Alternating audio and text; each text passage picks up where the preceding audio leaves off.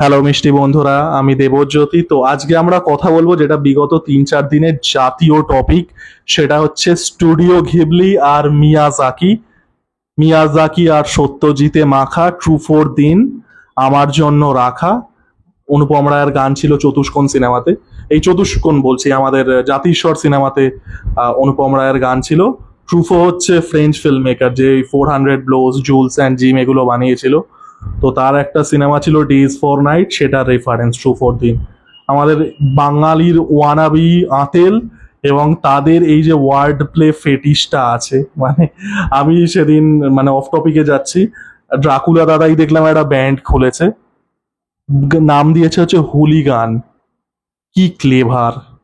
হুলি গান, কি চতুরতাটা আপনারা ভাবুন।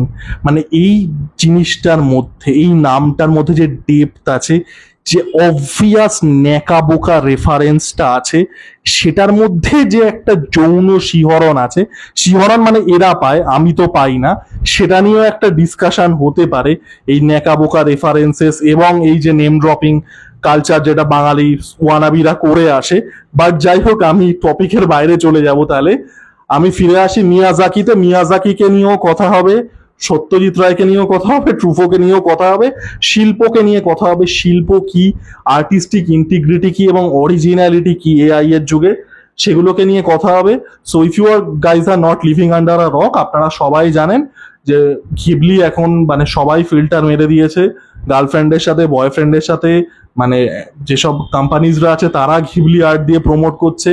তার মধ্যে কিছু দুষ্টু লোক আছে, তারা আবার কি করছে, তারা ইন্টিমেট মোমেন্টস এর ফটো চুমু টুমু খাচ্ছে বা কিছু করছে, সেটা আবার ঘিবলি করে পোস্ট করছে। এবং যেহেতু ঘিবলি করছে, তো কি করছে ব্যাপারটা বোঝা যাবে না, এবং কার সাথে করছে, 1 বছর না বহু বছর, সেগুলো বোঝা যাবে না। তো এরকম দুষ্টু লোকও আছে, and this guys should burn in hell ভাই।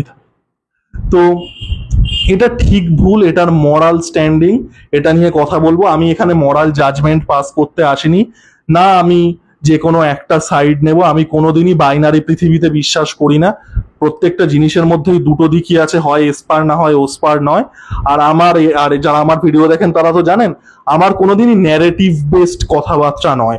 মানে যে চলো এটা ন্যারেটিভ চলছে, স্রোতে গা ভাসিয়ে দিই এটা বলি, বা ন্যারেটিভ এটা চলছে, এটার এগেনস্টে কিছু বলি, মানে উপর চালাকি যেটা, সেটার এগেনস্টে কিছু বলি, তাহলে স্রোতের বিপরীতে থাকতে পারবো। আমার ন্যারেটিভ ড্রিভেন কথা না, আমার দুটো দিকই আমার মনে হয়েছে ভ্যালিড, আমি দুটো দিকই, I will play Devil's advocate from both sides, let's put it that way.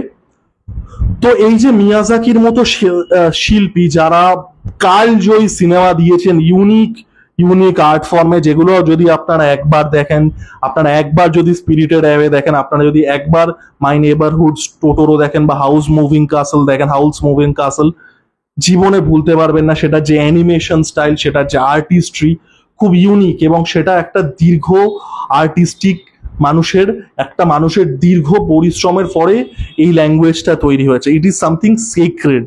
একজন আর্টিস্ট, সে বহু বছর ধরে কিছু একটা ওয়ার্ক করেছে, সেটা তারপরে সে ক্রিয়েট করছে। ইট ইজ সেক্রেড, সেটা তার কাছে তার নিজের সন্তানের মতো। এবং আমি এটা কিছুদিন আগেই একটা ভিডিওতে বলছিলাম, এআই কিন্তু কোনো ইউনিক জিনিস ক্রিয়েট করতে পারবে না। এটা এখনকার পরিপ্রেক্ষিতে আমি বলছি, 2025 সালের 1 এপ্রিলের পরিপ্রেক্ষিতে, 5 বছর বাদে এটা চেঞ্জ হতে পারে, কালকেই এটা চেঞ্জ হতে পারে, নতুন কিছু চলে এলো। আমি এখনকার পরিপ্রেক্ষিতে বলছি, এআই ওয়ার্কস ইন আ, মানে কি বলবো, একটা ফ্রেমওয়ার্কের মধ্যে। আমি মনে আছে, আমি ওই ভিডিওটা আমার দেখতে পারেন, এআই কেন সিনেমার ক্ষতি করছে এই ন্যারেটিভটা নিয়ে। আমি হিচককের উদাহরণ দিয়েছিলাম, যে আপনি যদি একটা হিচককিয়ান থ্রিলার এআই কে লিখে দিতে বলেন, এআই সেটা লিখে দেবে। কিন্তু হিচকক যখন সিনেমাটা বানিয়েছিল, সে তো হিচককিয়ান ভেবে বানায়নি। সে তার নিজের যে জীবন দর্শন, তার যে আর্টিস্টিক সত্তা, সে যেভাবে নিজেকে এক্সপ্রেস করতে চায়, সে সেটা ভেবে বানিয়েছে। সেটা পরবর্তীকালে একটা হিচককিয়ান নাম পেয়েছে, যে এই ক্যারেক্টারিস্টিক্স গুলো। হিচকক তো আর বক্স টিক করে বানায়নি যে আমাকে হিচককিয়ান হতে গেলে এই ক্যারেক্টারিস্টিক্স গুলো হতে হবে। তার নিজের অ্যাজ আ পার্সন এভলিউশনের এক্সপ্রেশন ছিল তার সিনেমাগুলো, সেটা পরবর্তীকালে হিচককিয়ান হয়ে গেছে। এআই সেটা মিমিক করতে পারে, বাট এআই একটা নতুন হিচকক হয়ে দেখাতে পারবে না। Same with Miyazaki here.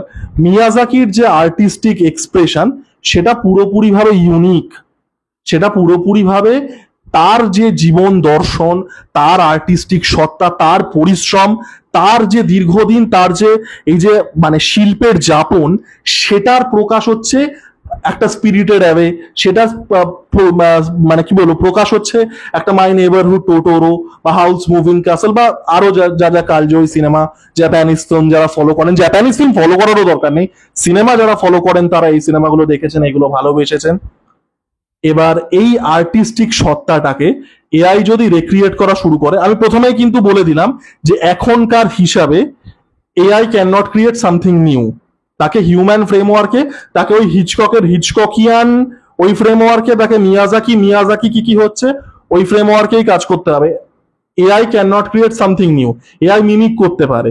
আমরা ধরুন আমরা ক্যালকুলেটর যেভাবে ইউজ করি, আপনি খুব বড় দুটো সংখ্যার গুণ করলেন, ক্যালকুলেটর সেটা 1 সেকেন্ডে করে দেবে, আপনারা হয়তো খাতায় করতে সেটা আধ ঘন্টা লাগতো।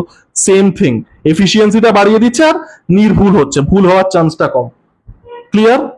এবার আমি আসছি যে আর্টের কপি হওয়াটা, একজন মানুষ বিশেষ করে মিয়াজাকির মতো মানুষ যার একজন পুরোপুরি ইউনিক একটা আর্টিস্টিক সত্তা আছে, and he had to work, আমি জানি না কত হাজার ঘন্টা তাকে সেই পরিশ্রমটা করতে হয়েছে তার সেই ইউনিক আর্ট ফর্মটা তৈরি করার জন্য। সেটা অবশ্যই যদি কপি হওয়া শুরু করে, সেটা তার যে আর্টিস্টিক ইন্টিগ্রিটি সেটাতে আঘাত লাগবে অবশ্যই। আজকে স্পিরিটেড ওয়ে আমরা যখন দেখছি, we never saw something like that. আজকে যদি সেটা ম্যানুফ্যাকচার্ড হতে থাকে, সবাই যদি করতে থাকে, তাহলে সেটার ইউনিকনেস থাকবে না, তাহলে সেটা মিয়াজাকির ক্রিয়েশনের যে মাহাত্ম্যটা ছিল সেটা থাকবে না। এটা আমি 100% কেন 200% একমত। এই যে একটা শিল্পের শৈল্পিক যে ইউনিকনেস, যে তার ক্রিয়েটারের সাথে তার ক্রিয়েশনের সম্পর্ক, মিয়াজাকি তার বহু পরিশ্রমে তিনি এটা বানাচ্ছেন, সেটা তার কাছে সন্তানের মতো, যেটা আমি প্রথমেই বললাম। সেটা যদি চিপ ভাবে রেপ্লিকেট হওয়া শুরু করে, একটা আপনি জিবিটিতে প্রম্পট মারলে 30 সেকেন্ডে যদি একটা রেপ্লিকা তার বানিয়ে দেয় আপনার ছবির, দ্যাট ইজ রং। এবং মিয়াজাকি বা ঘিবলি আর্ট থেকে তারা আর কি অসন্তোষ প্রকাশ করেছে, আমি টোটালি এগ্রি করি সেটা। এইবার আমি আসবো হচ্ছে, এতক্ষণ হচ্ছে এই সাইডটার কথা আমি বললাম যে যারা এটার এগেনস্টে শুরু থেকে বলছে এবং তাদের পয়েন্টটা ঠিক, মিয়াজাকির দিয়ে দেখলে তিনি ঠিক। আমি এবার আসবো হচ্ছে এই যে কিছু বাঙালি আমি দেখলাম, বাঙালি শিল্পী কোট আন কোট, তাদের নিজেদের ফিল্মোগ্রাফি কাইন্ড অফ তারা নিজেদেরাই এক্সপোজ হয়ে যাবে, আমি সেসবে ঢুকছি পর্যন্ত না, আমি এই আর্গুমেন্টেই থাকছি। তারা দেখলাম এটা নিয়ে কাইন্ড অফ একটা হ্যাজ নামিয়েছে। আবারও আমি মিয়াজাকি যেটা বলছেন বা স্টুডিও ঘিবলি যেটা বলছেন, that is their creation and our replication of that, যেটা তারা এত পরিশ্রম করে বানিয়েছেন, that is a valid point. আমি এবার আসবো হচ্ছে কয়েনের উল্টো দিকটা, যেটা আমি প্রথমেই বললাম, I will play Devil's advocate from both sides. ঠিক আছে, এবার আমি উল্টো দিকটায় আসি। প্রথমত ধরুন আমি একটা ছবি তুললাম, আমি বিকেলবেলা বারান্দায় বসে চাটা খাই, আমি সেটা একটা ছবি তুলে আমি সেটাকে একটা ঘিবলিফাই করলাম, ঠিক আছে? সেটার কি কোনো আর্টিস্টিক ভ্যালিউ আছে? সেটার কি কোনো মনিটারি ভ্যালিউ আছে? সেটা কি কোনো রকম ভাবে কোনো রকম কালচারাল কারেন্সি, কোনো রকম মনিটারি কারেন্সি হিসাবে কাজ করবে? এই যে আমরা দেখি বড় বড় পেন্টারদের পেন্টিং, তাদের ইউনিক যে স্টাইলটা আছে, সেগুলো কোটি কোটি টাকায় বিক্রি হয়, শয় কোটি টাকায় বিক্রি হয়, মিলিয়নস অফ ডলার্সে। সেটার কি ভ্যালু আছে? It's a cheap thing. লোকে তো বুঝেই যাবে যে আপনি কোনটা অরিজিনাল, কোনটা অ্যাকচুয়ালিতে ওয়ার্ক করে বানানো থ্রু প্রসেস, আর কোনটা এআই দিয়ে বানানো। আমি ধরুন আমি আমার বন্ধুদের সাথে বেরিয়ে একটা ক্যাফেতে বসে আছি, সেটা আমি ঘিবলি করলাম, there is no cultural currency behind it, there is no monetary value behind it, এটার মধ্যে একটা মজা আছে। এবার আমি আসবো, এটা গেল প্রথম কথায়। তো যারা করছে তারা কিন্তু কোনো রকম বেনিফিটের জন্য করছে না। হ্যাঁ, কিছু কর্পোরেট কোম্পানিজ করছে অবশ্যই, তাদের ব্যাপারটা আলাদা।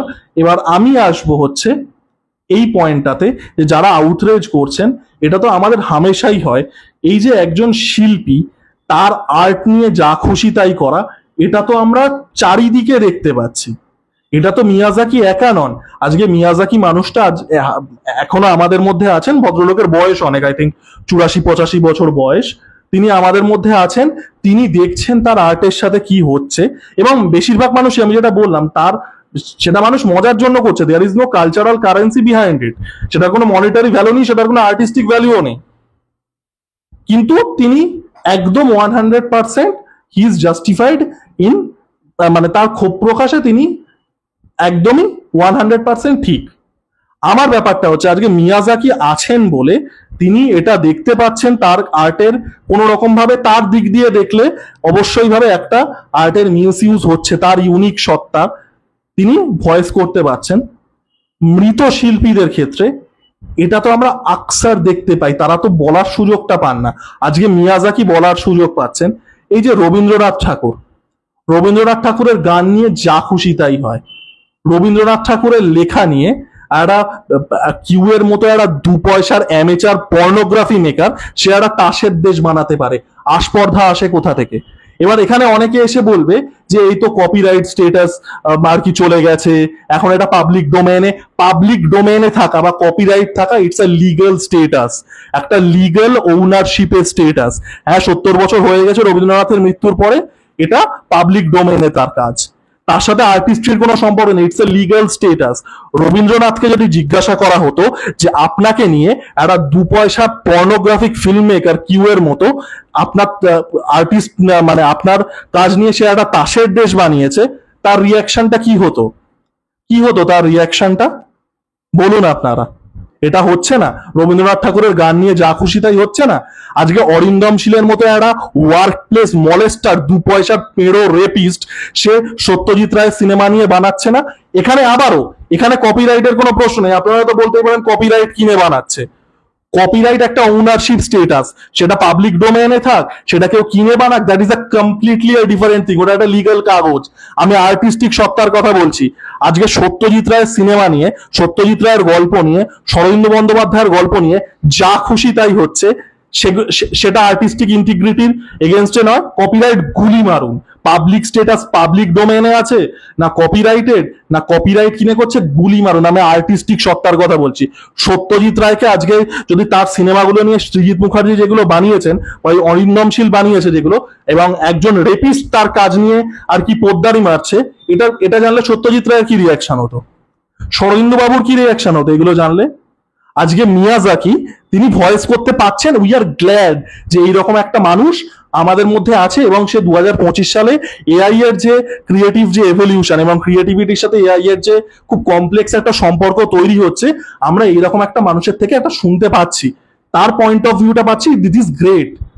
এগুলো এগুলো নিয়ে কেউ করে? আজকে এই যে বাংলার শিল্পীরা যারা হ্যাজ নামিয়েছে, তারা রবীন্দ্রনাথের কাজ নিয়ে যখন যা খুশি তাই হয়, তারা তারা সত্যজিৎ রায়ের কাজ নিয়ে যখন যা খুশি তাই হয়, শরদিন্দু বাবুর কাজ নিয়ে যখন যা খুশি তাই হয়, তখন কোথায় থাকে? সেগুলো মিসক্যারেজ নয়, সেগুলো মিস ইউজ নয়। আমি মিসক্যারেজ কথাটা কিন্তু খুব খুব ইন্টেনশনালি ইউজ করলাম, এই নয় মুখ ফসকে বেরিয়ে গেছে, দিস ইজ আ মিসক্যারেজ। এই যে রবীন্দ্রনাথ ঠাকুরের গল্প নিয়ে কিউ তাসের দেশ, মানে this is a fucking miscarriage of art. Arindam Sil যেগুলো বানায় সত্যজিৎ রায়ের গল্প নিয়ে, শরদিন্দু বন্দ্যোপাধ্যায়ের গল্প নিয়ে, this is the fucking miscarriage of art. তখন এই যে বাঙালি শিল্পীরা যারা হ্যাজ নামিয়েছেন, এবং বাই দ্য ওয়ে তাদের নিজের ফিল্মোগ্রাফি দেখলে ঘাটলে 4 জায়গা থেকে ঘেটে তারা সিনেমা বানিয়েছেন, আমি তো কমেন্ট বক্সে এদের প্যান্ট খুলে দিতে পারি, আমি তো করতেও যাই না, তখন কোথায় থাকে আর্টিস্টিক ইন্টিগ্রিটি? আমি তো শুধুমাত্র বাংলার সেলিব্রিটিদের, বাংলা সেলিব্রিটি বলছি, বাংলা শিল্পীদের উদাহরণ দিচ্ছি যে তাদের কাজ নিয়ে যা খুশি তাই হচ্ছে, কপিরাইটের নাম করে কপিরাইট কিনে, বা 70 বছর পেরিয়ে গেছে, পাবলিক ডোমেইনে যা খুশি তাই হচ্ছে। তারা বেঁচে থাকলে এগুলো সহ্য করতেন?